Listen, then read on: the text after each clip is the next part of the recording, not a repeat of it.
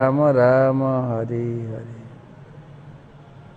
ओं नमो भगवते वासुदेवाय। ओं नमो भगवते वासुदेवाय। ओं नमो भगवते वासुदेवाय। नारायणं नमस्कृत्यं नरं चैव नरोत्तमं देवीं सरस्वतीं व्यासं ततो जयमुदीरये।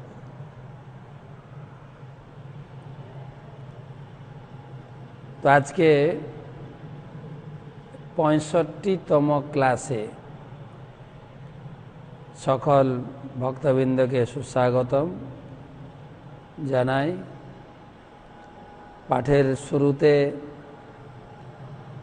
आमार श्री गुरुपाद पद्म ओं विष्णुपाद श्रीमद जय पताका स्वामी गुरु महाराजेर रातुल चरणे प्रणति निवेदन करी एवं कृपा भिक्षा जाचना करी। नमो विष्णुपादाय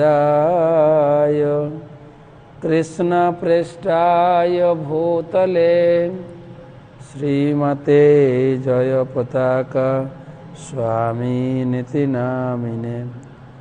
नमो आचार्य पादाय निताय कृपा प्रदायिने गौर कथा धामोदाय नगर ग्राम तारिणे।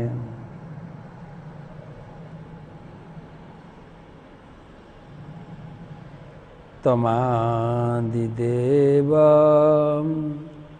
करुणानिधानं तमालवर्णं सुहितावतारम् अपार संसार समुद्र सेतुं भजामहे भागवत स्वरूपम। ग्रंथराज श्रीमद् भागवतम प्रथम स्कंद नवम अध्याय भीष्म स्तुति आलोचना प्रसंगे आमरा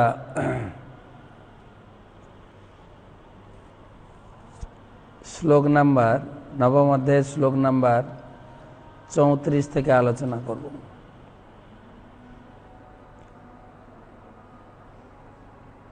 গতকালকে আমরা আলোচনা করেছিলাম ত্রিভুবন কমনম তমাল বরণম রবিকর গৌরবরাম্বরম দধানে বপু বপু অলকাকুলবৃত ননাব্জম বিজয় সখে রতিরস্তু মে অনবদ্যা।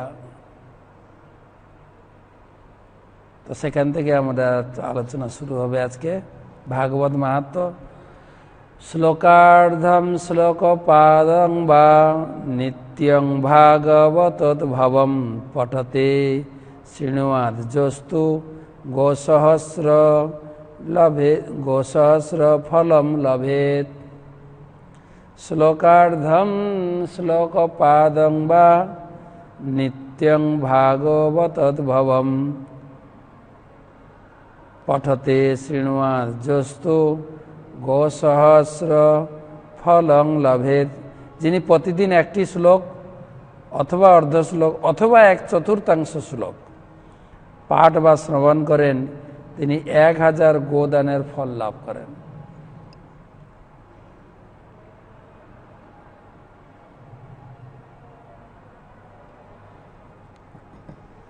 তো গতকালকে আমরা আলোচনা করেছি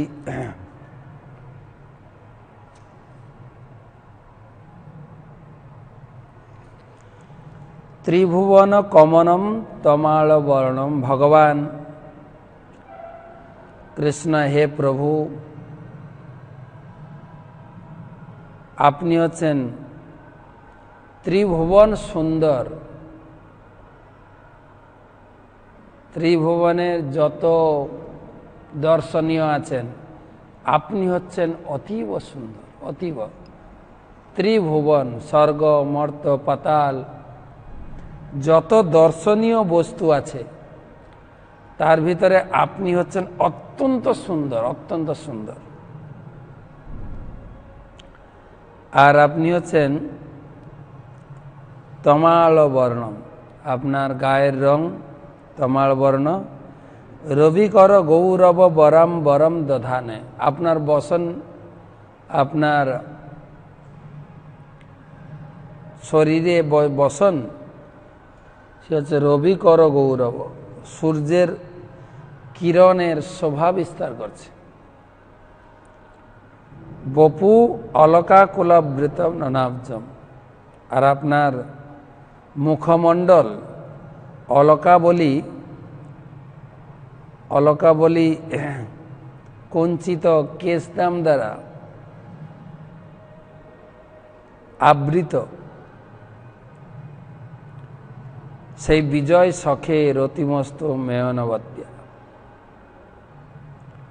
আর সেই বিজয় সখে মানে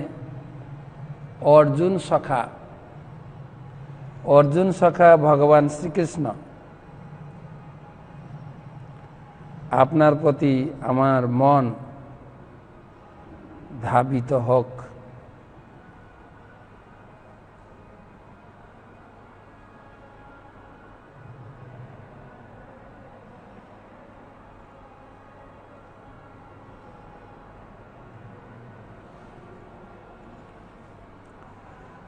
তো ভগবান আছেন ত্রিভুবন সুন্দর। তো আজকে সে বিজয় সখে অর্জুনের প্রতি তার সখ্য ভাব, সে অর্জুন প্রতি সখ্য ভাবে অর্জুনের প্রতি তিনি কি করেছিলেন আজকে আলোচনা।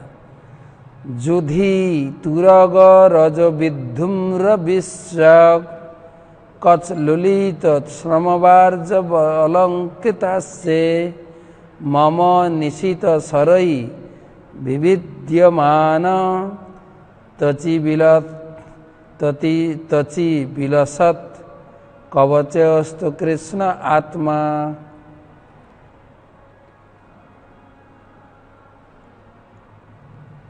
যুধি তুরগ রজ বিদ্রুবিশ্বং কচ লুলিত শ্রমবার্য অলঙ্কিতাস্যে মম নিশীত সরৈ বিবিদ্যমান তচি বিলসৎ কবচস্তু কৃষ্ণ আত্মা।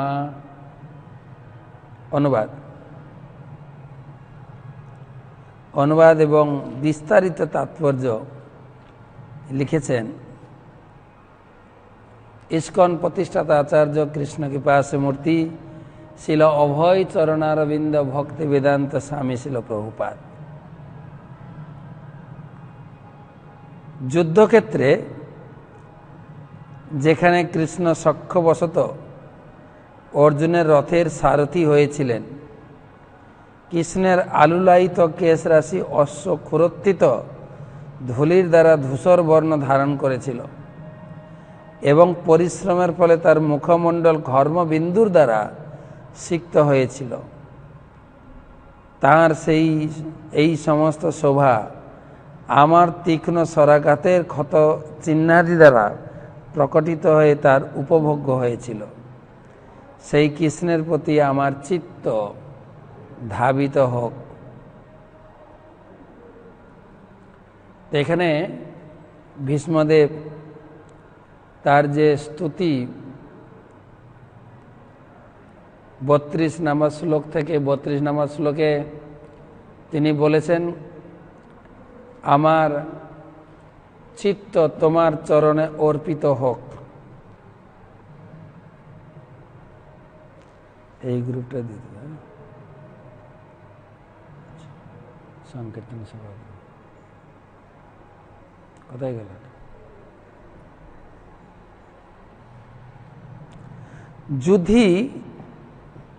যুধি শ্লোকে দেখুন, প্রত্যেকটা শব্দের ভিতরে অনেক কথা রয়েছে। যুধি যুদ্ধক্ষেত্রে, তুরগ রজ বিদ্ধুম্র বিশ্বক, যুদ্ধক্ষেত্রে তুরগ মানে ঘোড়ার, রজ মানে ঘোড়ার খুর থেকে উত্থিত ধূলি, বিধূম্র ধূসরিত বিশ্বক,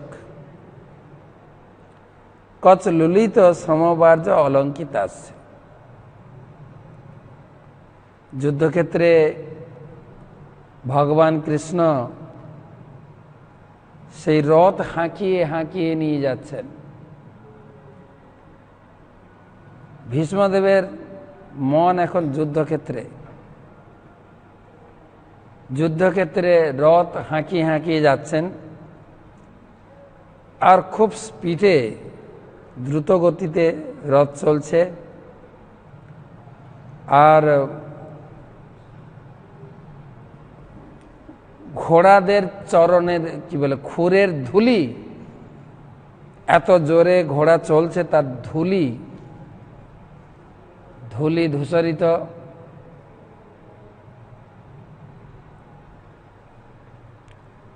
এবং বিধূম্র বিশ্বক, সেই ধুলি ভগবানের শরীরে একটা শোভা দেখা দিচ্ছিল। গতকালকে আলোচনা করা হয়েছে ভগবানের শরীর অত্যন্ত সুন্দর। ভগবানের শরীর সুন্দর, আর ভগবানের শরীরের একটু কণা আমাদের ভিতরে আছে বলে আমাদের যতটুকু সৌন্দর্যতা আছে, পুরুষ অথবা নারী, সে ভগবানের উপস্থিতির জন্য।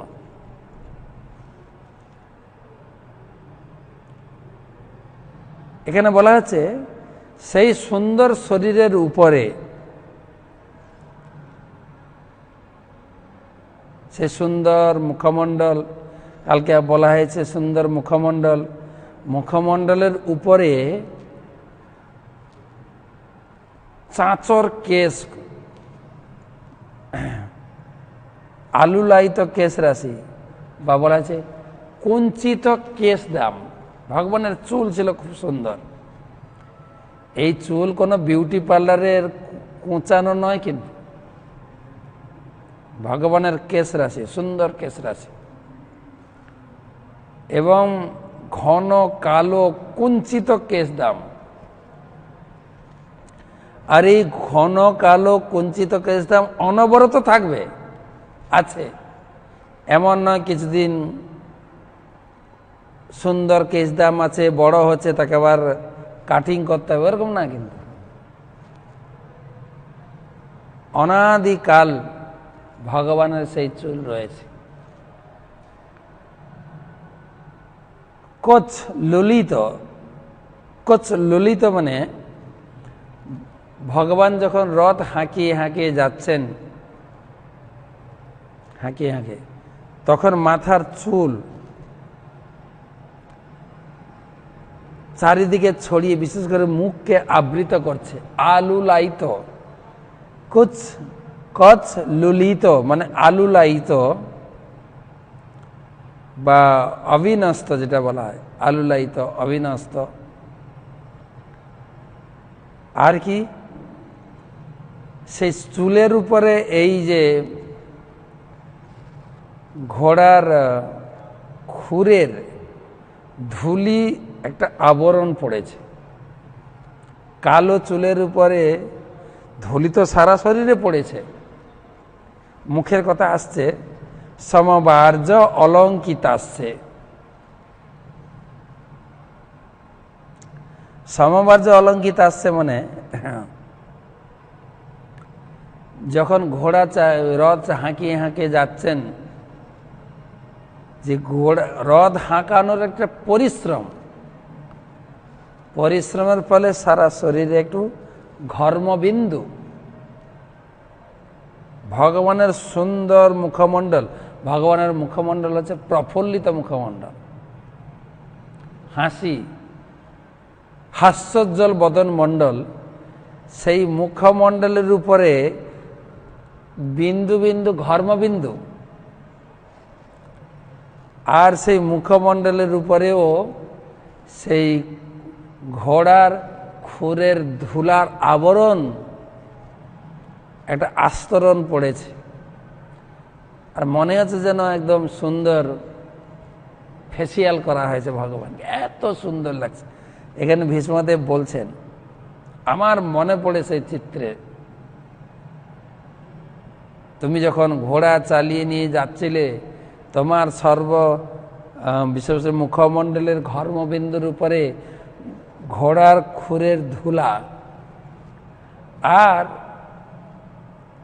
আলুলায়িত কেশদামের উপরে যে ধুলার আবরণ, আলুলায়িত কেশদাম, গতকালকে বলেছিলাম।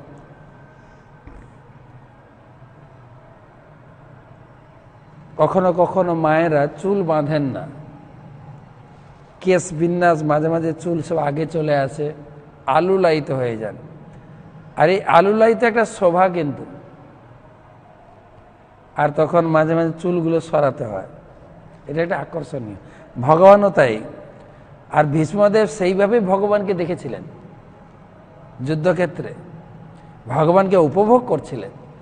এত সুন্দর পুরুষ, তার উপরে ঘর্মবিন্দুর উপরে ঘোড়ার খুরের ধুলা, আর তার উপরে মাথার উপরে আলুলায়িত কেশের উপরে ধুলা।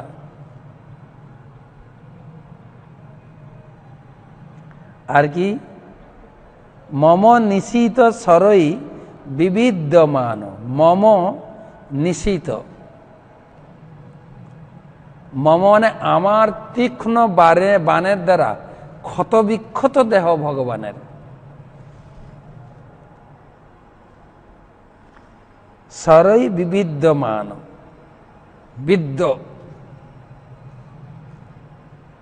ভীষ্মদেব তো ভগবানকে বাণ মারেননি, ভীষ্মদেব বাণ মেরেছিলেন অর্জুনকে।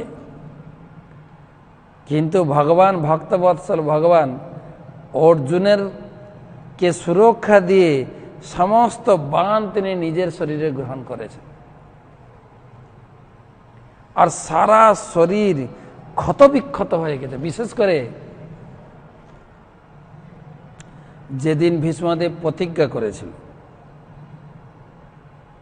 কয়েকদিন যুদ্ধ হয়ে গেছে, 5 দিন, কয়েকদিন যুদ্ধ হয়ে গেছে। আর ভীষ্মদেবের পরাক্রম দুর্যোধন জানতেন, সবাই জানতেন যে সম্পূর্ণ যুদ্ধক্ষেত্রে 18 দিন যুদ্ধ হয়েছিল, কিন্তু ভীষ্মদেবের জন্য 1 দিন লাগতো। তাই দুর্যোধন ভীষ্মদেবের সঙ্গে মিলিত হয়ে গিয়ে বলছেন, পিতামহ, আপনি ঠিক মতো যুদ্ধ করছেন না, পাণ্ডবদের স্নেহবশত তাদেরকে আপনি এড়িয়ে যাচ্ছেন।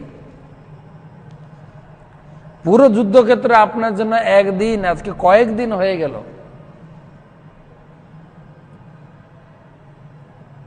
তো আমরা আপনার উপর নির্ভরশীল, আপনার বীর বিক্রমের যুদ্ধ করা উচিত।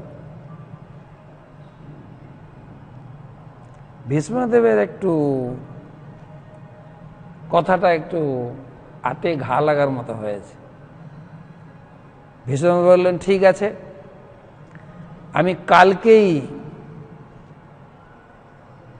এই পঞ্চপাণ্ডবের মাথা কেটে তোমাকে উপহার দেব। দুর্যোধন বলছে, সাবাস, এইটাই তো চাইছিলাম। কিন্তু উনি তো জানেন যে ভগবান কৃষ্ণ আছেন, পাণ্ডব প্রাণ, যদুকুল শ্রেষ্ঠ দ্বারকাপতি ভগবান শ্রীকৃষ্ণ দ্বারকাধীশ, সেখানে পঞ্চপাণ্ডবদের বধ করা অতটা সোজা নয়। তাই একটা অপশন রেখে দিলেন, আমি কালকে পঞ্চপাণ্ডবদের মাথা কেটে তোমাকে উপহার দেব, যদি না পারি কৃষ্ণকে অস্ত্র ধারণ করাবো। কৃষ্ণ যুদ্ধক্ষেত্রের শুরুতে চুক্তি করা ছিল, কৃষ্ণ যুদ্ধক্ষেত্রে অস্ত্র ধারণ করবেন না। যখন যুদ্ধ শুরু হবে তখন দুজন গেছেন, অর্জুন এবং দুর্যোধন। ভগবান কৃষ্ণ কার পক্ষ নেবেন? তো ভগবান বলেছেন তোমরা কালকে এসো। তো অর্জুন আগে পৌঁছে গেছেন ভগবানের কাছে। ভগবান বিছানায় শুয়েছিলেন। তো অর্জুন এসে ভগবানের চরণের কাছে বসেছেন। ও অর্জুন, তুমি এসছো? আর সঙ্গে সঙ্গে দুর্যোধনও ঢুকেছে। তো ভগবান বলছেন অর্জুন তুমি এসছো? আচ্ছা। তখন দুর্যোধন বলছেন, দুর্যোধন মাথার কাছে ছিলেন, দুর্যোধন বলছেন কৃষ্ণ আমিও এসছি কিন্তু। ও আচ্ছা তাই, খুব ভালোই হলো, দুজন এসছো। তো আমার কথা হচ্ছে এই কুরুক্ষেত্রের রণাঙ্গনে আমি অস্ত্র ধারণ করব না, আর অপরপক্ষে আমার সহস্র নারায়ণী সেনা আছে। তো দুজনে দুটো অপশান, কার কোনটা লাগবে? তো আমি যেহেতু প্রথম অর্জুনকে দেখেছি, আর অর্জুন হচ্ছে ছোট তোমার থেকে, দুর্যোধন থেকে ছোট বয়সে, তাই নীতি অনুযায়ী ছোটকে আগে প্রথম অপশান দিতে হয়, সুযোগ দিতে হয়। তো দুর্যোধন মনে মনে ভাবছে আরে কৃষ্ণকে নিয়ে তো কোনো কাম নেই, কেন ও অস্ত্র ধারণ করবে না। তো আমার মোটামুটি নারায়ণী সেনা হলে হয়ে যাবে। তো অর্জুনকে অপশান দেওয়া আছে। দুর্যোধন ভয় খাচ্ছে যদি অর্জুন নারায়ণী সেনা চেয়ে নেয়।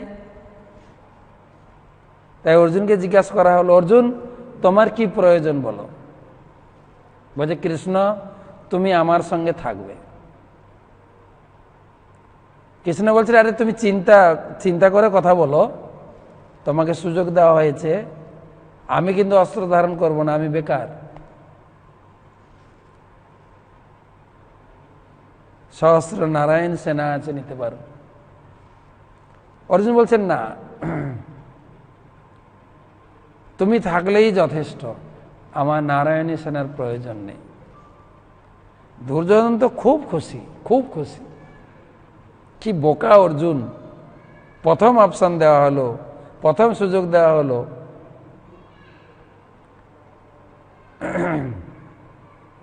চুক্তি ছিল আমি অস্ত্র ধারণ করব না। তাই ভীষ্মদেব বললেন কালকে আমি পঞ্চপাণ্ডবের মাথা কেটে তোমাকে উপহার দেব, যদি না পারি কৃষ্ণর প্রতিজ্ঞা ভঙ্গ করাবো, কৃষ্ণকে অস্ত্র ধারণ করাবো। আর যদি দুটোর মধ্যে না করতে পারি আমি শান্তনু নন্দন নই। ভীষ্মদেব বলছেন শান্তনু নন্দন। তো এই খবর ছড়িয়ে গেছে যে পিতামহ ভীষ্ম আজ পুরো জোশে এসে গেছেন। পঞ্চপাণ্ডবদের ভয় ভীতি হয়ে গেছে। আর তাদের তো একমাত্রই ভরসা ভগবান কৃষ্ণ। যে কৃষ্ণ তুমি ভরসা। আর ভীষ্মদেব অর্জুনের সঙ্গে লড়াই করছেন, প্রচুর বাণ বর্ষণ করছেন, যেন আষাঢ়ের বর্ষার মতো বাণ ছাড়ছে। আর ভগবান অর্জুনকে রক্ষা করার জন্য তার শরীর বিস্তার করে এদিকে এদিকে এদিকে করে সমস্ত বাণ তার শরীরে গ্রহণ করেছেন। সেটাই মনে পড়েছে ভীষ্মদেবের এখন, আমার বাণের দ্বারা তোমার শরীর ক্ষত বিক্ষত হয়ে গেছিল।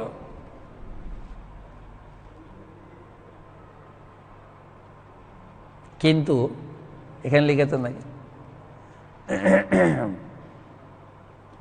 বিলসৎ তচি বিলসৎ। বিলসৎ মানে এই বাণ দ্বারা বিদ্ধ হলেও তোমার কিন্তু উপভোগ্য হয়েছিল। তোমার মনে হচ্ছে, তোমার দিকে তাকিয়ে মনে হচ্ছিল আমার তীক্ষ্ণ বাণ যখন প্রবেশ করছে তোমার শরীরে, সেই রক্তের ধারা, রক্ত বিন্দু মনে হচ্ছিল যেন সুন্দর গোলাপ ফুল দিয়ে তোমাকে সাজানো হয়েছে, তোমার কিন্তু উপভোগ্য হয়েছে। ভগবানের শরীর যেন ফুল ছোঁড়া হচ্ছে। তোচি বিলসৎ কবচে অস্তু কৃষ্ণ আত্মা। সেই বিচিত্র যে রূপ তোমার ছিল, ভক্তকে রক্ষা করার জন্য তোমায় যেভাবে সমস্ত স্বর বাণ তুমি গ্রহণ করেছিলে, আর বাণের স্পর্শে যে ক্ষত বিক্ষত হয়েছিল, মনে হচ্ছিল সারা শরীর তোমাকে ফুল দিয়ে সাজানো হয়েছে। কি সুন্দর অপরূপ রূপ আমার মনে পড়ছে। সেই কৃষ্ণ স্বরূপ যা আমি যুদ্ধক্ষেত্রে দেখেছি, সেই কৃষ্ণ স্বরূপের প্রতি আমার মন চিত্ত ধাবিত হোক। ভীষ্মদেবের চিত্ত একদম যুদ্ধক্ষেত্রে রয়েছে। যুদ্ধক্ষেত্রে ভগবান শ্রীকৃষ্ণকে তিনি যেরকম দেখেছিলেন, এবং মনে পড়ছে মম নিশিত স্বরই বিবিধ মানতচি বিলসৎ। তার ভক্তের প্রতি এত স্নেহ, তাই 33 শ্লোকের সঙ্গে এটাকে অ্যাড করতে হবে। সেই হচ্ছে বিজয় সখে।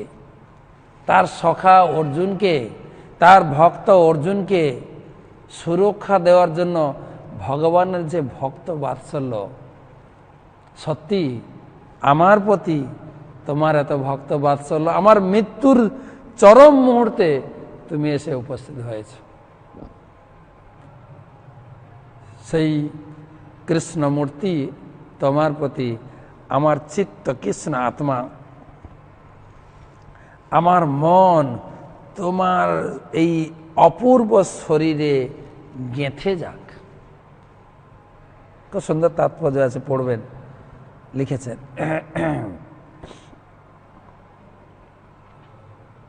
আমার প্রতি তোমার কত কৃপা। অর্জুনকে তুমি যেরকম কৃপা করেছ, আমার প্রতিও অত্যন্ত কৃপা। তো ভীষ্মদেব এত বাণ বর্ষা করছে, এত বাণ বর্ষা করছেন, আর ভগবান তার শরীর এদিক ওদিক করে সমস্ত বাণ নিজের শরীরে নিয়েছেন।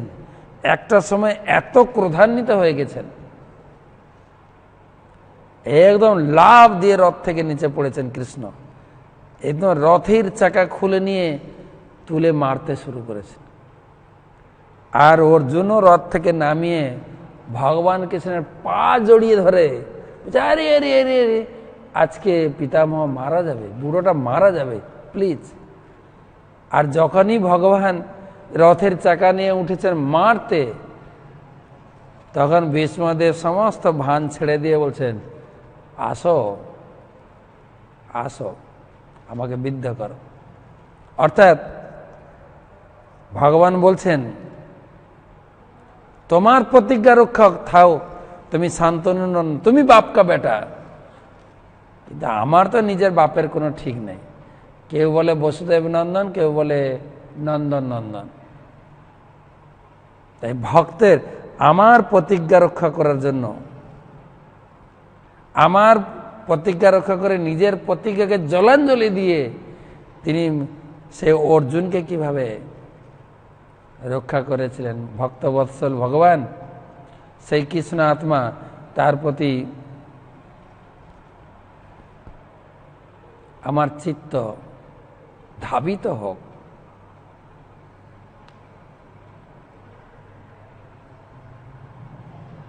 কেবল ভক্তের যশ বিস্তার করার জন্য, ভক্তের যশ। পরের শ্লোকে আবার বলছে, সপদি সখিবচ নিসম্ম মধ্যে নিজ পরয় বলয় রথম নিবেশ্য স্থিতবতী পরশৈ সৈনিকা আয়ু রক্ষা হৃতবতী পার্থ সখে রতির মমাস্তু। সপদি সখিবচ নিসম্ম মধ্যে, নিজ পরয় বলয় রথম নিবেশ্য স্থিতবতী পরসৈনিকায়ু রক্ষা হিতবতী পার্থ সখে রতির মমাস্তু।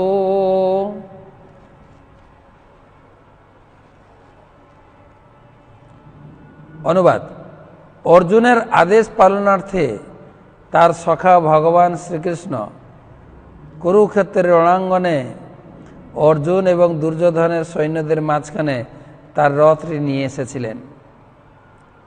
তখন সেখানে তার কৃপা কটাক্ষের দ্বারাই বিপক্ষ দলের আয়ু হরণ করে নিলেন। শত্রুর দিকে শুধুমাত্র তার দৃষ্টিপাতের ফলেই তা সাধিত হল। আমার চিত্ত সেই শ্রীকৃষ্ণে নিবদ্ধ হোক। 34 শ্লোকে বললেন ভগবানের রূপ চিত্র। 33-34 ভগবান কত সুন্দর! কেবল তার শরীর সুন্দর না, ভক্তের প্রতি তার যে বাৎসল্য, তার সৌন্দর্যতা 34 শ্লোকে তুললেন। ভগবান যেহেতু সুন্দর, আমি আরেকবার রিপিট করছি, ভগবানের ত্রিভুবন কমনম, তিনি হচ্ছেন ত্রিভুবন সুন্দর। আর আমাদের মধ্যে একটু আধটু যা সুন্দরতা আছে, যা সৌন্দর্যতা আছে, সে কেবল ভগবানের উপস্থিতির জন্য।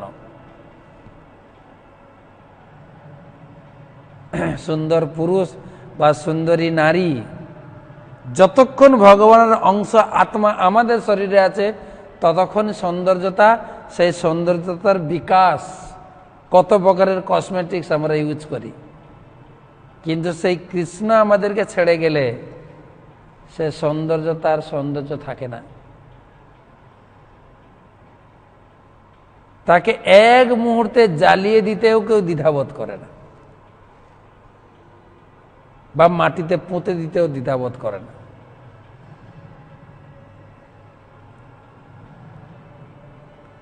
অনেক সময় দেখা যায় নতুন বিয়ে করে এসছে, ঘরের ভিতরে দুজনের কত ভালোবাসার বার্তালাপ, ভালোবাসার আদান প্রদান। সেই ঘরে যদি কেউ ঢুকে যায়, এই এখানে এসেছিস কেন আমাদের মধ্যে, যা যা যা যা বেরিয়ে যা এখান থেকে। দুজনে একান্তে থাকবো, আলোচনা করব, আমাদের জীবন প্রণালী, আমাদের জীবনটা কত আনন্দময় হবে। সেই ব্যক্তি, সেই পুরুষ যখন কৃষ্ণ তাকে ছেড়ে দেন, অর্থাৎ আত্মা যখন বেরিয়ে যায়, তখন সবাইকে ডেকে আবার নিয়ে আসবে, আসো আসো, আমাকে ভয় লাগছে, ভূত ঢুকে যাবে, আসো। কেবল কৃষ্ণের উপস্থিতি, সেই কৃষ্ণকে কে ভালোবাসছে? ভীষ্মদেব এই শিক্ষা এখানে প্রদান করছেন। কৃষ্ণের উপস্থিতি, কৃষ্ণ আছেন বলেই জগৎ দৃশ্য, জগৎ তিনি সৃষ্টি করেছেন, তিনি আমাদেরকে ধারণ করে রেখেছেন। কিন্তু আমরা সেই কৃষ্ণকে বাদ দিয়ে সব, অনেকে আবার বলেন আমার ঘরে রাধা গোবিন্দ আছে, আমি পুজো করি। পুজো করলেই শুধু হয় না, কতটুকু কৃষ্ণের প্রতি আমাদের মন ধাবিত হচ্ছে, বা কৃষ্ণের প্রতি কতটা অ্যাট্রাকশন হচ্ছে। ভীষ্মদেব বলছেন তার সারা জীবনের অভ্যাস, তাই এখানে তিনি এখন শুধু নিবেদন করছেন না, যুদ্ধক্ষেত্রের কথা মনে করছেন। কি উপভোগ করেছি তোমাকে, তোমার সেই সৌন্দর্যতা আমার এখনো হৃদয়ে যেন ছাপ হয়ে আছে। শপথি সখিবচ, সুন্দর কথা। এই শ্লোক আর আরেকটা শ্লোক পড়ব। শপথি সখিবচ নিসম্য মধ্যে। শপথি মানে হচ্ছে রণাঙ্গন, কুরুক্ষেত্রের মাঠে। সখিবচ মানে হচ্ছে সখী বা সখা, ভগবান কি বলে অর্জুনের সঙ্গে নিসম্য মধ্যে, শপথি সখীবচ নিসম্ম মধ্যে অর্জুন সখীবচ, বচ মানে আদেশ, অর্জুনের আদেশ ক্রমে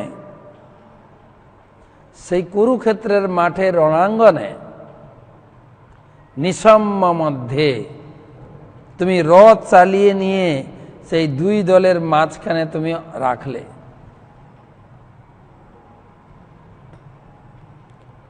কোথায়? নিজ পরয় বলয় রথম নিবেশ্য।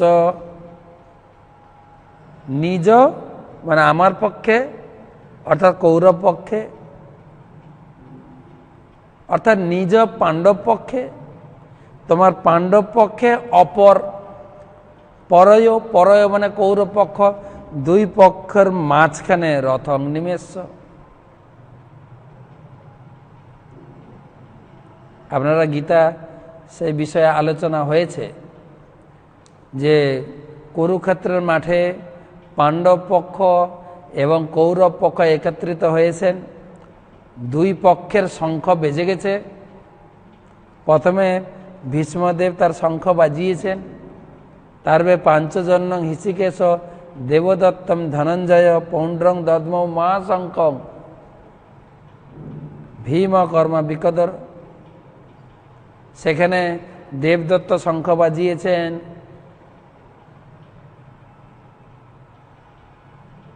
ধনঞ্জয়, পাঞ্চজন্য শঙ্খ বাজিয়েছেন কৃষ্ণ, আর ভীমের ছিল মহাশঙ্খ, আরে মাথার খুলি নিয়ে একদম বড় আওয়াজ করে শঙ্খ বাজিয়েছে ভীমকর্মা। অনন্ত বিজয় রাজা কুন্তিপুত্র যুধিষ্ঠির অনন্ত বিজয় নামক শঙ্খ বাজিয়েছেন যুধিষ্ঠির, নকুল সহদেব সুঘোষ মণিপুষ্ক আলাদা আলাদা শঙ্খ বাজিয়েছেন। শঙ্খ বাজানোর এত আওয়াজ, প্রথমে প্রথমে প্রথমে কৌরবরা শঙ্খ বাজিয়েছেন, তাদের সৈন্য সংখ্যা ছিল অনেক বেশি, তাদের ছিল 11 অক্ষৌহিনী, আর পাণ্ডব পক্ষে ছিল 7 অক্ষৌহিনী। পাণ্ডবরা যখন শঙ্খধ্বনি করেছেন, হ্যাঁ, সেই শঙ্খধ্বনিতে ধৃতরাষ্ট্র পুত্রদের স্বগোষ ধাতরাষ্ট্রানাম হৃদয়ানি বেদরায়ত, এত জোরে শঙ্খের আওয়াজ ধৃতরাষ্ট্র পুত্রদের হৃদয় বিধ্বস্ত হয়ে গেছে। যুদ্ধ করবে কি? সঞ্জয় এমন বর্ণনা করছেন। তারপরে দুই পক্ষের শঙ্খনিনাদ হয়ে গেল, অর্জুন উঠে দাঁড়িয়েছেন, তীর ধনুক রেডি করেছেন, অথ ব্যবস্থিতাম দৃষ্টা ধাতরাষ্ট্রান কপিধ্বজ প্রবৃত্তে শস্ত্র সম্পাদে ধনুরুদ্যম পাণ্ডব। অর্জুন যুদ্ধ করার জন্য স্বর যোজনা করে ফেলেছেন, কিন্তু হৃষিকেশং তদা বাক্যম ইদমাহ মহিপতে, কিন্তু হঠাৎ তিনি তার ভিতরে অজ্ঞানতার মোহ আবির্ভূত হলো। ভগবানের কৃপায় ভগবান তাকে অজ্ঞানতায় ছেয়ে দিলেন। অর্জুন বললেন কৃষ্ণকে, সেনয়োর উভয়োর মধ্যে রথম স্থাপয়ম্যচ্যুত। হে কৃষ্ণ, তুমি আমার রথটা চালিয়ে নিয়ে দুই পক্ষের সেনাদের মাঝখানে রাখো। সেটাই এখানে বলছেন। সখীবচ নিঃসখীবচ, সখী মানে অর্জুন, অর্জুনের আদেশে অর্জুন আদেশ করলেন, কৃষ্ণ এই রথটা নিয়ে দুই দলের মাঝখানে রাখো। কেন রাখো না? যাদবেদম নিরীক্ষম যুদ্ধ কামানবস্থিতম, না কারা এখানে যুদ্ধ করার জন্য উপস্থিত হয়েছেন? কর্ময়াস যোধবম অস্মিন রণসমুদ্রমে, আমাকে কাদের সঙ্গে যুদ্ধ করতে হবে? হ্যাঁ, কৌরব পক্ষে কারা যোগদান করেছে? যৎসমানম অপেক্ষায়ম তয়তে এত্র সমাগতা ধাসরাষ্ট্র দুর্বুদ্ধে যুদ্ধে প্রিয় চিকিৎসক। ধৃতরাষ্ট্র পুত্রদের, দুর্বুদ্ধি সম্পন্ন পুত্রদের সহযোগিতা করে কারা এসছে আমি একবার দেখতে চাই। অর্জুন জানতেন না কারা এসছে যুদ্ধক্ষেত্রে? অর্জুন তো জানতেন, কিন্তু মায়া ভগবান তার ভিতরে অজ্ঞানতা ঢোকালেন, কেননা তাহলেও গীতার জ্ঞান প্রকটিত হবে। আর এই কথা শুনে ভগবান কৃষ্ণ এবন মুক্ত হৃষিকেশ গুড়াকেশে ন ভারত, গুড়াকেশ অর্জুনের এই আদেশ শুনে ভগবান কৃষ্ণ কি করলেন, সেনয়োর উভয়ের মধ্যে স্থাপয়িতা রথোত্তম, দুই সেনানীর মাঝখানে রথ নিয়ে গেলেন। আর দুই সেনানীর মানে কত বিশাল যুদ্ধক্ষেত্র, মাঝখানটা কোথায়? আর ভগবান এমন জায়গায় নিয়ে গেলেন যেখানে সেই সমস্ত যোদ্ধাদের দেখে অর্জুন একদম মোহিত হয়ে গেছেন, মোহগ্রস্ত। আমি এদের সঙ্গে যুদ্ধ করব না। কাদের মাঝখানে নিয়ে গেছে? ভীষ্ম দ্রোণ প্রমুখত সর্বেষাং চ মহিষিতম উবাচ পার্থ পশ্যৈতান সমবেতান করুন। হে অর্জুন, এই দেখো ভীষ্ম দ্রোণ কর্ণ, ওদের সামনে নিয়ে রথে ব্রেক কষেছে। আর সেই সমস্ত অর্জুন দেখে ভীষ্ম দ্রোণ কর্ণ কৃপাচার্য তাদের দেখে অর্জুন তত্র পশ্চাৎ সীতাং পার্থ পিতৃনাথ পিতামহান আচার্যম মাতুলাম পুত্রান ভাতৃন পৌত্রান সখিংস্ততা শ্বশুরাং শ্রুদিং চৈব স্নেহর উভয়রূপী। সেখানে গুরুজনদের দেখলেন, ভীষ্মদেব, দ্রোণাচার্য, কৃপাচার্য, শ্বশুর, পিতামহ, আচার্য, মাতুল, ভ্রাতা, পৌত্র। আর তাদেরকে দেখে অর্জুন তান সমীক্ষস কৌন্তেয় সর্বান বন্ধন অবস্থা। আর সেই সমস্ত আত্মীয় স্বজন বন্ধু বান্ধবদের দেখে অর্জুন কৃপয়া পরয়াবিষ্ট বিষিদন্ত বিদম অব্রবীত। আর অর্জুনের একদম বিষাদগ্রস্ত হয়ে গেল, আমি এদের সঙ্গে যুদ্ধ করব না, এদের সঙ্গে যুদ্ধ করলে আমার পাপ হবে, আমি এদের সঙ্গে যুদ্ধ করে আমি রক্তমাখা রাজ্যভোগ গ্রহণ করতে চাই না। আর এদেরকে বধ করলে কুলক্ষয় হবে। এই প্রথম অধ্যায়ে বিস্তারিত বর্ণনা দিয়েছে।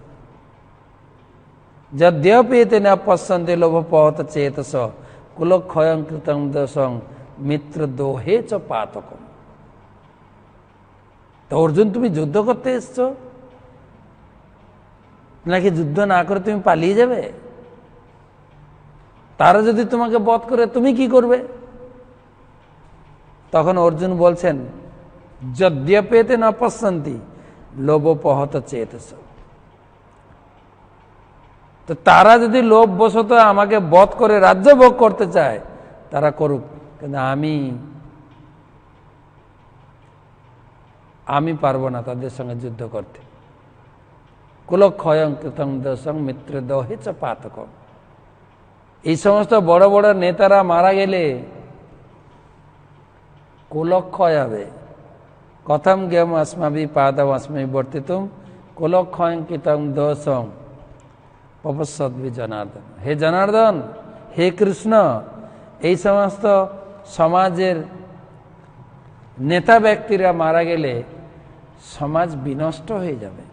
কি হবে না, কুলক্ষয়ে প্রণশন্তি কুল ধর্ম সনাতন। সনাতন ধর্ম বিনষ্ট হয়ে যাবে।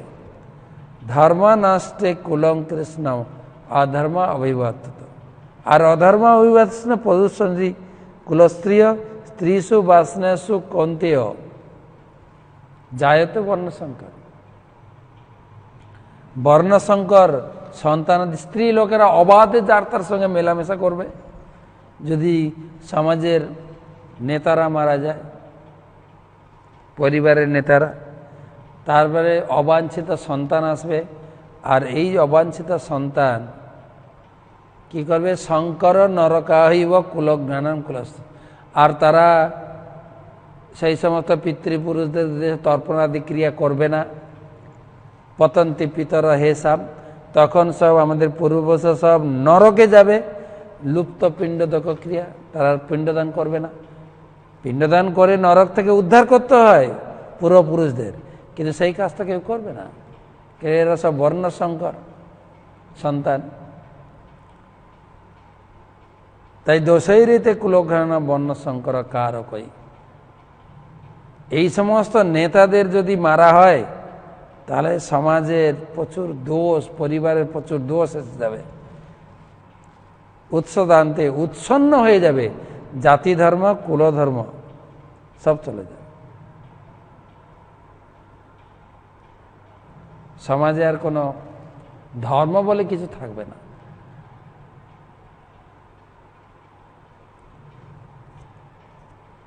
অর্জুন বলছেন, কিন্তু ভগবান কৃষ্ণ তিনি রথ নিয়ে দুই পক্ষের মাঝখানে রেখেছেন। তারপর তৃতীয় লাইন দেখেন 35 নম্বর শ্লোকে, রথং নিবেশ্য। নিবেশ্য মানে হচ্ছে রথ নিয়ে তিনি ওখানে দাঁড়ালেন। আর স্থিতবতী, তিনি রথ রেখে দাঁড়িয়ে গেলেন।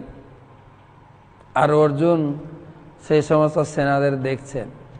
তো অর্জুনও দেখছেন, ভগবানও দেখছেন। পুরা বিশাল যুদ্ধক্ষেত্র, বিশেষ করে কৌরবদের সেনা দেখছেন। অর্জুন তো দেখতে চাইছিল কৌরব সেনা, দুজন দেখছেন। তো অর্জুন দেখে ভয় খেয়েছেন, কিন্তু ভগবান পর সৈনিকা আয়ু রক্ষণা, ভগবান পরের সৈন্য মানে কৌরবদের সৈন্য দর্শন করে আয়ু হরণ করে দিয়েছে। দর্শন করেই তাদেরকে মৃত্যুবধ করেছে।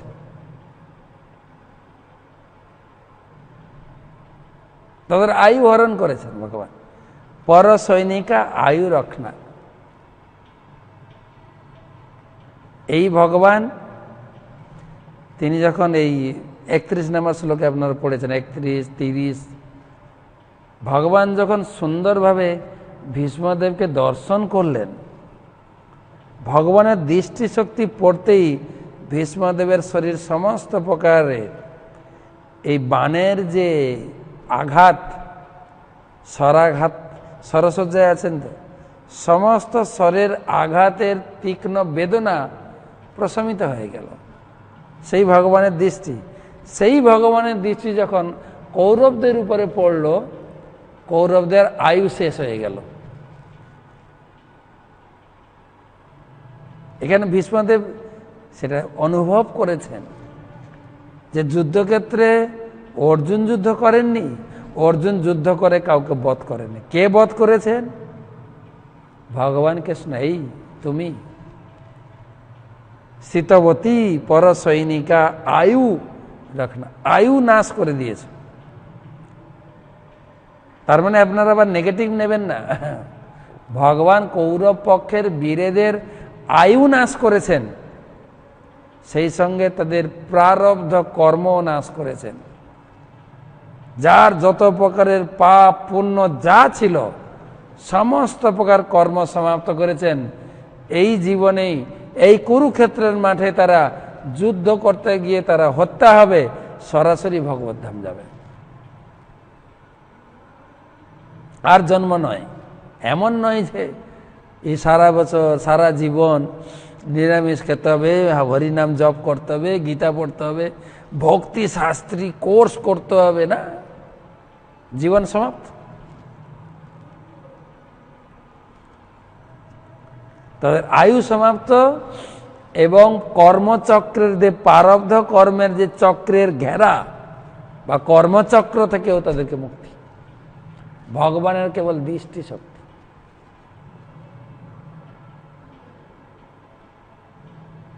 ভগবান করতে পারেন। হৃতবতী, হৃতবতী আয়ু হৃতবতী হরণ করেছিলেন। সেই পার্থ সখে রতির মমাস্ত, সেই পার্থ সখে অর্জুনের সখা ভগবান কৃষ্ণের প্রতি আমার মন ইন্দ্রিয় একদম নিবিষ্ট হোক। সেন্টার পয়েন্ট কিন্তু একটা, মন কৃষ্ণের চিন্তায় নিবিষ্ট হোক, সেন্টার পয়েন্ট।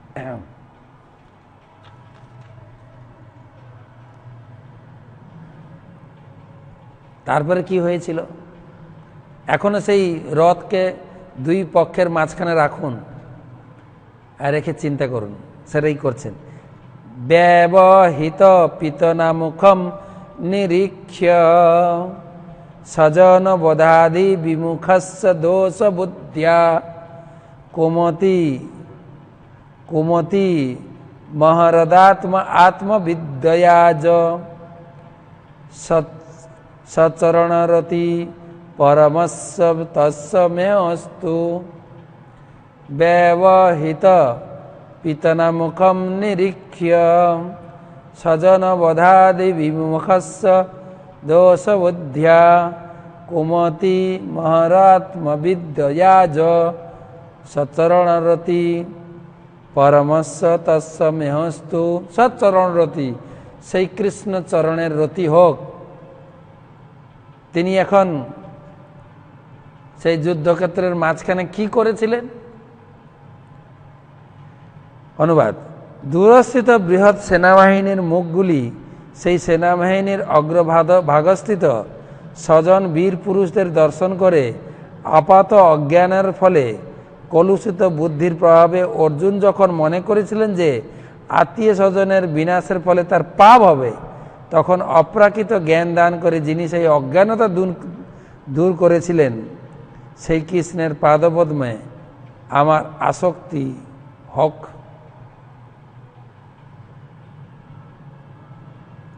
অর্জুন সমস্ত সেই বীর পুরুষ, আত্মীয় স্বজন, শ্বশুর শালক, ভাই, পৌত্র, সখা, সম্বন্ধী, পিতামহ, গুরু, এই সকলকে দেখে অর্জুন সম্পূর্ণ বিষাদগ্রস্ত হয়ে গেলেন। অনেকভাবে ভগবানকে বলেছেন এদের সঙ্গে যুদ্ধ করা উচিত নয়। প্রথম অধ্যায়ে পড়বেন গীতা, অত্যন্ত সুন্দর বর্ণনা। অর্জুন বিভিন্ন যুক্তি প্রদর্শন করেছেন।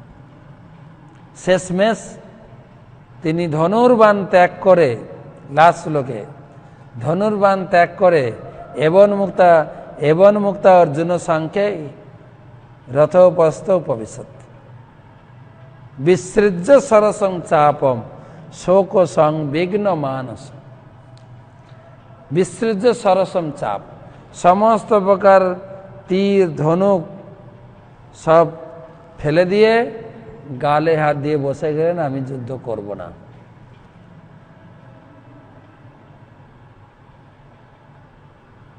এটা ব্যবহৃত পিতনা মুখম নিরীক্ষ্য, দেখেন শ্লোকে, স্বজন বোধাদি বিমুখস্য দোষ বুদ্ধিয়া। এই আত্মীয় স্বজনদের বধ করতে হবে।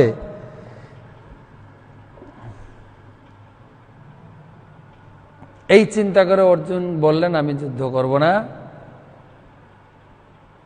ব্যবহৃত পিতনা মুখম নিরীক্ষ্য, নিরীক্ষ মানে দর্শন করে। কাদের দর্শন করে? স্বজন বধাদি বিমুখস্য দোষ বুদ্ধি, তাদেরকে আমি বধ করব না এই বলে অর্জুন দয়া, অর্জুনের করুণা, অর্জুনের দয়া এসে গেল।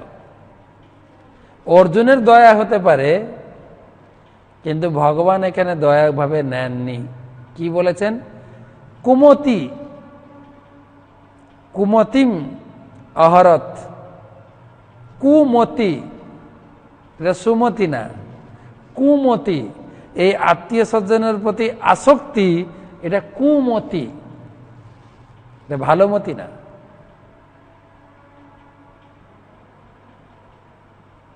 সারা দুনিয়ার লোক আমরা ছোট থেকে এটাই শিখছি, আত্মীয় স্বজনের প্রতি মোহ করো, মোহ।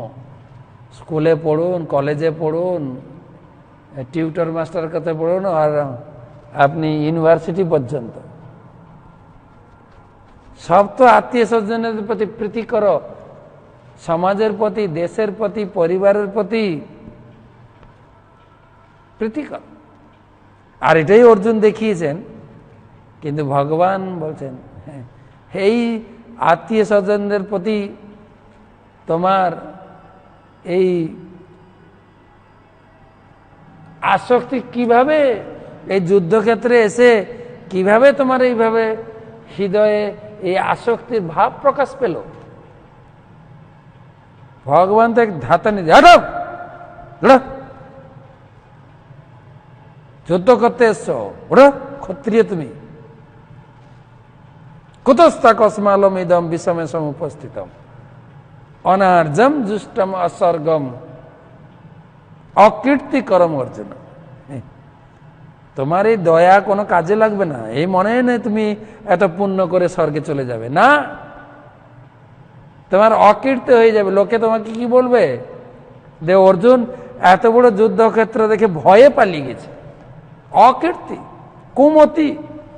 তুমি না ক্ষত্রিয়, ক্ষত্রিয়ের কাজ দয়া নয়, দয়া তো ব্রাহ্মণেরা করে। ক্ষত্রিয় হচ্ছে রক্তের বদলে রক্ত, তুমি অনার্য। আর্য না, আর্য মানে হচ্ছে যে বর্ণের লোক তার সেটা ডিউটি সে করবে।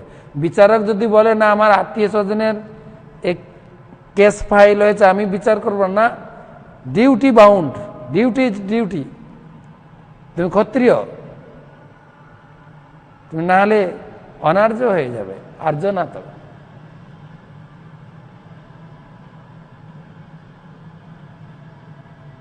আর অস্বর্গ আর অকীর্তি, তিনটা কথা বলেছে। তোমার কীর্তি লাভ হবে না এতে, কেউ তোমার কীর্তির কথা বলবে না, সবাই বলবে অর্জুন কাপুরুষ, ভীতু। তাই ভগবান বলছেন কুমতি, কুমতি হরত। ভীষ্মদেব বলছেন কুমতি হরত, এই কুমতি হরণ করেছিলেন। সুমতি আর কুমতি আপনারা সপ্তম অধ্যায় গীতায় পড়বেন। দুষ্কৃতি আর সুকৃতি এখানে তাই বলা আছে। কুমতি, সুমতি কি? সুমতি হচ্ছে আমাদের আত্মাকে ভগবানের সঙ্গে জুড়ে দেওয়া, ভগবান কৃষ্ণের ভজন, ভগবানের কৃষ্ণের নাম জপ, ভগবানের পূজন, ভগবানের ভোগরাগ, ভগবানের সঙ্গে মতিটাকে যুক্ত করা হয়েছে সুমতি। আর ভগবান থেকে আলাদা করে যেখানে আমি আমার মনকে নিবিষ্ট করব সে হচ্ছে কুমতি। তাই ভীষ্মদেব এখানে বলছেন কুমতি অহরত আত্মবিদ্যয়া। কিভাবে তার কুমতি বিনাশ করেছিলেন? না, ভগবান আত্মবিদ্যা দিয়েছিলেন। অর্জুন পরবর্তীকালে ভগবানের চরণে আত্মসমর্পণ করলেন, যে কার্পণ্য দোষ ও পহত স্বভাব, আমি আত্মীয় স্বজনদের প্রতি মোহ করে, আসক্তি করে আমার চিন্তা ভাবনা কৃপণ হয়ে গেছে। কার্পণ্য দোষ, কৃপণ। তাই আমি তোমার চরণে আত্মসমর্পণ করছি, তুমি আমাকে শিক্ষা দাও।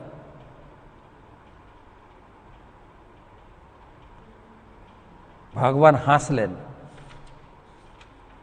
ভগবান হেসে অর্জুন যুক্তি দেখিয়েছেন যে আমি যে পর্যায়ে আছি, যে আমার ইন্দ্রিয় শোকে দ্রবীভূত হচ্ছি, এই জাগতিক ঐশ্বর্য দ্বারা আমার শোক দূরীভূত হবে না। আর ভগবান তখন তমোবাচ হৃষিকেশ পহসন্নিব ভারত, ভগবান হাসতে হাসতে বলছেন তুমি পণ্ডিতের মতো কথা বলেছ। কোথায় বলেছেন? সেনয়ের উভয়ের মধ্যে, সেই রথে দাঁড়িয়ে দুই সেনানের মাঝখানে রথ রয়েছে, সেখানে অর্জুনকে তিনি আত্মবিদ্যা দিয়ে কুমতি হরণ করেন। আমরা সবাই শুনেছি ভগবান অর্জুনকে কেন্দ্র করে জ্ঞান দিয়েছিলেন, কিন্তু এত জোরে জোরে বলেছেন, মেঘ গম্ভীর আওয়াজ, সবাই যুদ্ধক্ষেত্রে সবাই গীতার জ্ঞান শুনেছেন। সাক্ষাৎ ভগবান। ভীষ্মদেব বলছেন আত্মবিদ্যা। আত্মবিদ্যা মানে হচ্ছে, আত্মবিদ্যা মানে ভগবানের নিজের জ্ঞান, ভগবান সম্বন্ধে জানা। তুমি দেহ নও, তুমি হচ্ছে আত্মা। প্রথমে অর্জুনকে বললেন অসচ্চানম অনুশোচস্তং প্রজ্ঞাবাদ ভাসছে। এত বড় বড় জ্ঞান দিয়ে গেলে তুমি, কিন্তু পারমার্থিক জ্ঞানের মূল বিষয়টা হচ্ছে গতাশুন গতাসংস্থ নানু শোচন্তি পণ্ডিতা। যারা আধ্যাত্মিক বিদ্যায় পণ্ডিত তারা কারোর মৃত্যুতে শোক করেন না। তুমি পণ্ডিতের মতো কথা বলছো, আবার ভীষ্ম দ্রোণের মৃত্যুতে শোক করছো, তুমি তো পণ্ডিত না তো। আর এই আধ্যাত্মিক বিদ্যায় এই শরীরটা হচ্ছে বস্ত্রের মতো, এ তো ছিঁড়বে, ফাটবে, চেঞ্জ করতেই হবে। ভীষ্মদেব এতদিন ছিলেন, এখন বুড়ো হয়েছে, তিনি মারা যাবেন। তুমি মারো বা কেউ, উনি মারা যাবেন।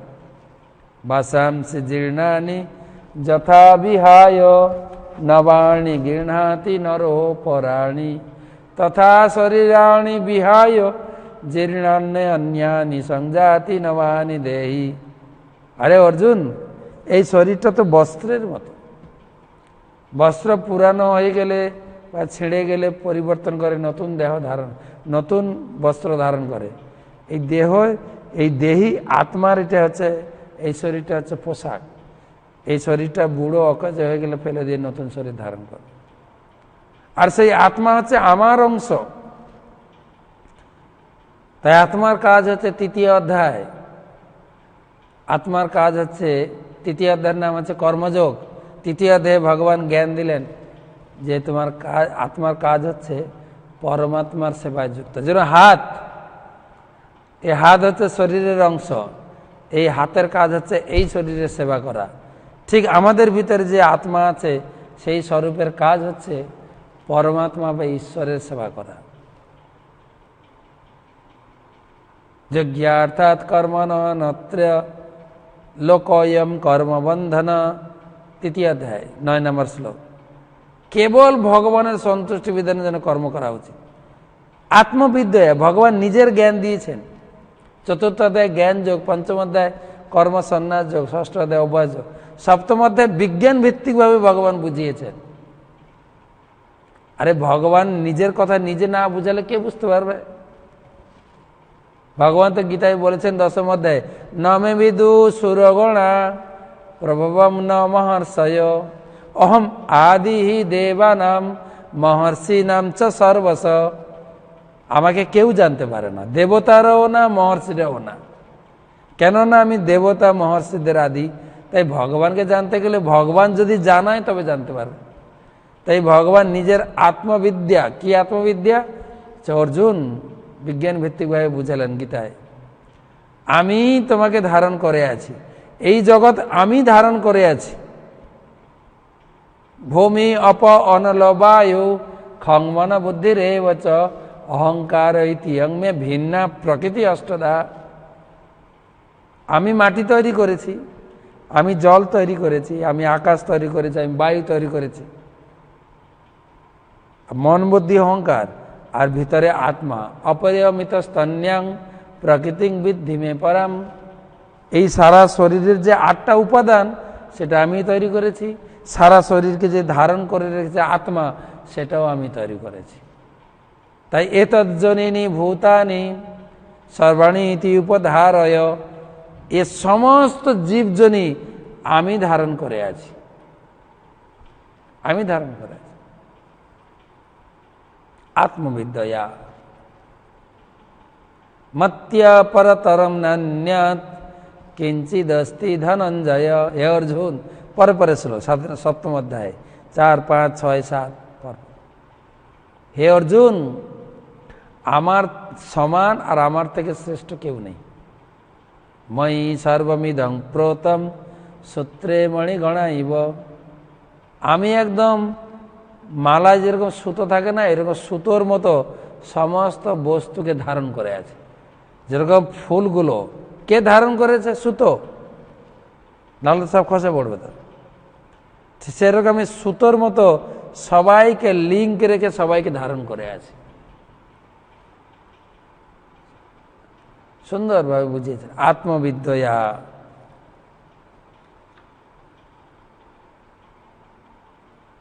তারপরে 15 অধ্যায়তে আরো খোলাখুলি বলেছে যত আদিত্যগত না, তিনি বলছেন অহং বৈশ্য নরো ভত্যা পাণিনাম দেহমাশ্রিতম প্রাণাপাণম সমাযুক্ত পচামি অন্নম চতুর্বিধম। ভগবান বলছে আমি অগ্নি সৃষ্টি করেছি, আকাশ সৃষ্টি করেছি, বায়ু, জল, তার দ্বারা খাদ্যশস্য তৈরি হচ্ছে। সেই খাদ্যশস্য কিভাবে হচ্ছে? যৎ চন্দ্রমসে যচ্চাগ্নদিবদ্ধে মামকম, আমি খাদ্যের ভিতরে গামাবিশ্ব চ ভূতানি ধারয়ামি অজমসা পুষ্ণামি চৌষধি সর্বা সৌমভূতা রসাত্মক। আমি সমস্ত খাদ্যের ভিতরে টেস্ট দিয়েছি, রস দিয়েছি, গমের টেস্ট, ধানের টেস্ট, ভাতের টেস্ট। চন্দ্রের কিরণের দ্বারা তার ভিতরে টেস্ট অর্পণ করেছি। সূর্যের কিরণের দ্বারা আমি তৈরি করছি, রাত্রে চন্দ্র কিরণের দ্বারা টেস্ট দিয়েছি, আর অগ্নি দিয়ে রান্না করার সুযোগ দিয়েছি। আমাদের কিছুই আমরা করতে পারি না। দেখেন প্রভুপাদ চ্যালেঞ্জ করেছেন যে বৈজ্ঞানিকরা যা যা আবিষ্কার করেছেন, এটা কলকারখানাতে একটা নাটবল তৈরি হতে পারে, কিন্তু এক দানা চাল বা গম কেউ তৈরি করতে পারে না। করছে এখন চায়না, প্লাস্টিক চাল। তো ভগবান আলো, বাতাস, সূর্যের তেজ দিয়ে খাদ্য তৈরি করছেন। সেই খাদ্যের ভিতরে অমৃত বর্ষা করে রাত্রে চন্দ্রের কিরণের মাধ্যমে সেই খাদ্যের ভিতরে পুষ্টি করছেন। টেস্ট আর পুষ্টি, পুষ্ণামি, গীতা লিখেছেন পুষ্ণামি চৌষধি। এবারে অগ্নি দিয়ে রান্না হচ্ছে, অগ্নিটাও ভগবানের। রান্না করার পরে আমি যে খাচ্ছি, অহং বৈশ্য নর ভত্যা পাণিনাম দেহমাশ্রিত, আমি আমার পাকস্থলের ভিতরে জঠরাগ্নি রূপে আছি। কাজ কি? প্রাণা সমাযুক্ত পচামি অর্ধম চতুর্বিধম। আমি ওখানে বসে তোমাদের হজম করাচ্ছি। হজম শক্তিটাও আমাদের নেই, সেটাও ভগবান দিচ্ছে। হজম, এই হচ্ছে আত্মবিদ্যা। তো ভগবানই সব দুনিয়ায় আত্মবিদ্যা। আর যা যা বললেন ভগবান তো বলে গেলেন। অর্জুন বলছে আচ্ছা তুমি যে বললে কিভাবে করছো তুমি আমাকে দেখাও, কিভাবে ধান গম তৈরি হচ্ছে, কিভাবে রান্না হচ্ছে, খাওয়ার পরে কিভাবে ভিতরে হজম করছো দেখাও। বিশ্বরূপ করে দেখিয়ে দিলেন ভগবান 11 অধ্যায়, একদম পরিষ্কার ভিডিও চিত্রের মতো দেখালেন 55টা শ্লোকে। বিশ্বরূপ দর্শন যোগ আমাদের সৌভাগ্য, সেই গীতা আমরা পড়ছি। ভগবানের আরেকটা বিশেষ কৃপা হচ্ছে ভগবান প্রভুপাদকে পাঠিয়েছেন, গীতাকে এত সুন্দর সরল করে ব্যাখ্যা করেছেন যে আমরা পড়ে বুঝতে পারছি কিছুটা। দুনিয়াতে কত গীতা ছিল, আছেও এখনো। কয়টা গীতা পড়ে মানুষ কৃষ্ণকে জানছে আর কৃষ্ণের ভক্ত হচ্ছে। আত্মবিদ্যা, ভীষ্মদেব বলছেন ভগবান আত্মবিদ্যা দিয়েছে। আমরা প্রভুপাদের কাছে, গুরুবর্গের কাছে কৃতজ্ঞতা জানাই। আমরা এই ভাগবত রসমাধুরী ক্লাসের আগে এই গীতাকে সম্পূর্ণ করলাম। প্রত্যেকটা শ্লোক আমরা পড়েছি 87টা ক্লাসে। সেই ক্লাস আছে নেটে, আপনারা ক্লাস শুনতে পারেন। এবং আমি মাঝে মাঝে এক একটা ক্লাসের লিঙ্ক পাঠাচ্ছি, আপনারা দেখতে পাবেন। আমরা কালকে একটা ক্লাস দেবো, কাল বা পরশু 3টা ক্লাস দেওয়া হয়েছে, মানে 4র্থ নম্বর ক্লাস যাবে। গীতাটা কত সুন্দর, কত আত্মবিদ্যয়া।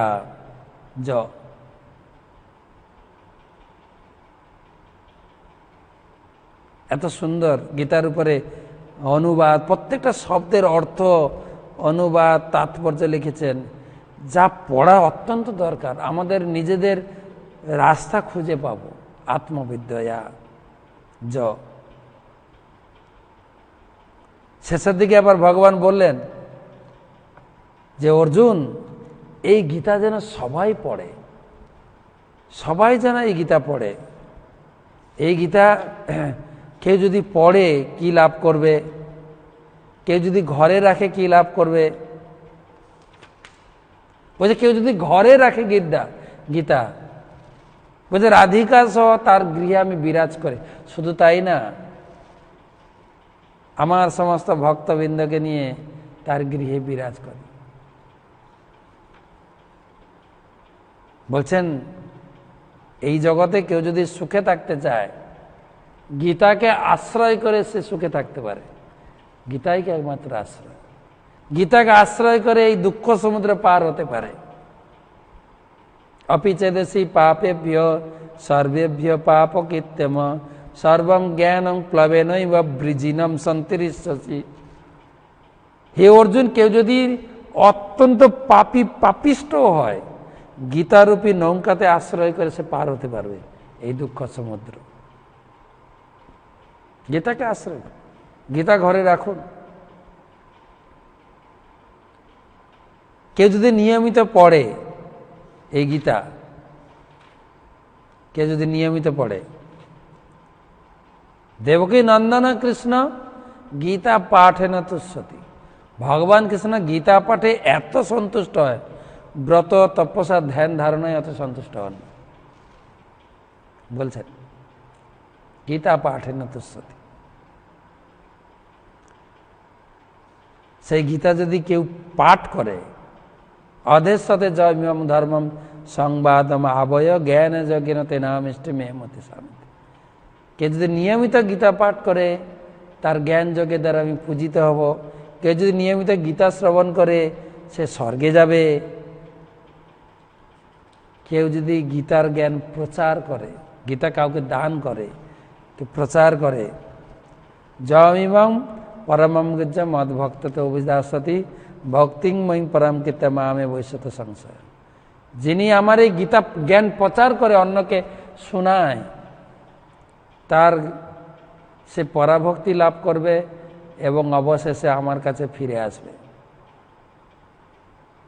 শুধু তাই না, আপনি হরিনাম করলেও ফিরে যাবেন, কিন্তু গীতার জ্ঞান তিনি প্রচার করলে কি হবে?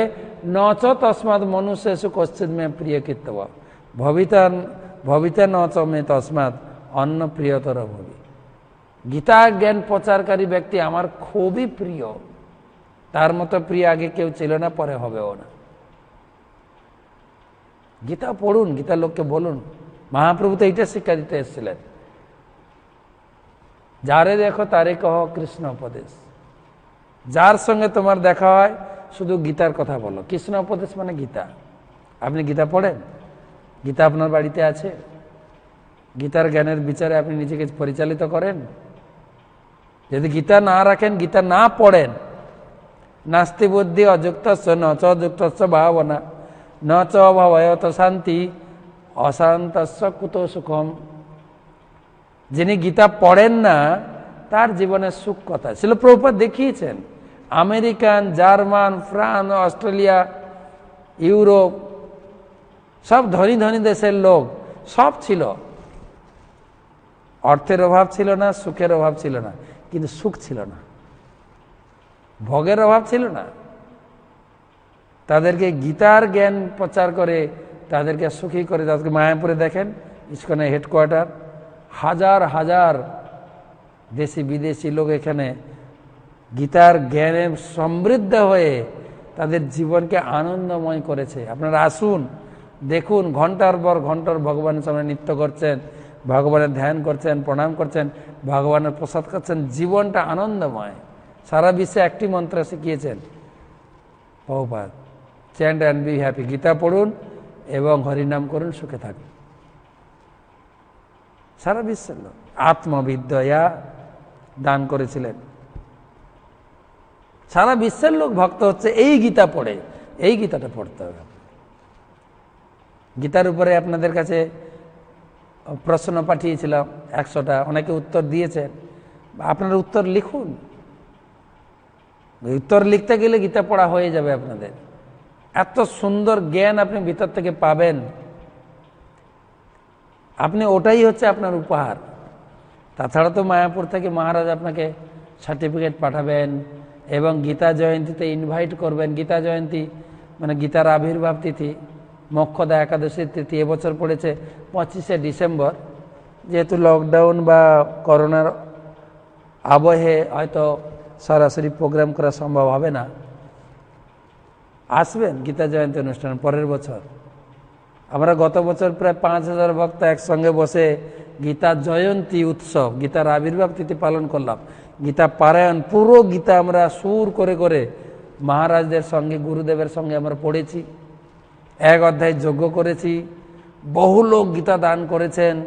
একটা অপূর্ব সুযোগ গীতা জয়ন্তী। এবারে বাড়ি থেকে হয়তো আপনারা করবেন, গীতা আমাদের সঙ্গে পড়বেন, বাড়িতে বসে গীতা জয়ন্তীতে যজ্ঞে আহুতি দেবেন, গীতা পারায়ণ করবেন, গীতার সেমিনার শুনবেন।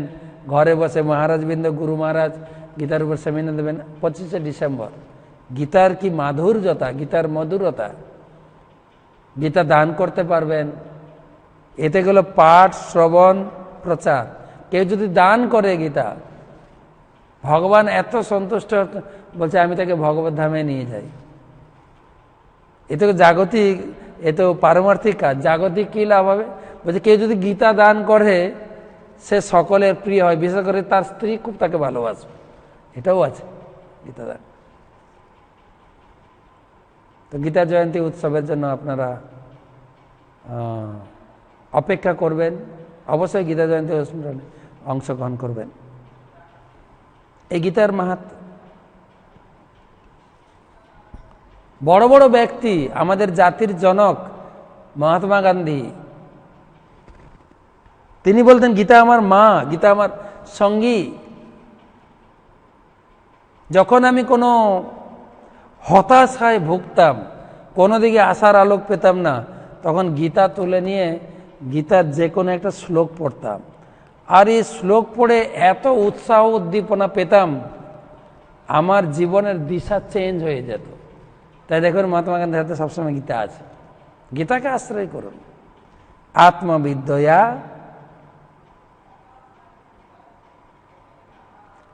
য চরণরতি পরামর্শ তস্য মেয়স্ত। সে যিনি আত্মবিদ্যা দান করেছিলেন, সেই ভগবান শ্রীকৃষ্ণের প্রতি আমার চিত্ত ধাবিত হোক, আমার মনটা তাতে নিবদ্ধ হোক। একই কথা কিন্তু প্রথম থেকে চলছে 32 থেকে 36 পর্যন্ত। সেই পার্থ সারথী, সে যুদ্ধক্ষেত্রে সে অপরূপ শোভা, তার প্রতি আমার চিত্ত নিবদ্ধ হোক। তার কয়টা শ্লোক আছে, আমরা 42 পর্যন্ত শ্রবণ করব। সেই ভীষ্মস্তুতি। তো আগামীকাল একটু ভিন্ন ধর্মী ক্লাস হবে। গতকালকে আমি একটু বলেছি, আগামীকাল রবিবার, এই দামোদর মাসে মানে নভেম্বর মাসে যে কয়টি রবিবার আছে, আমরা দামোদর লীলা শ্রবণ করব।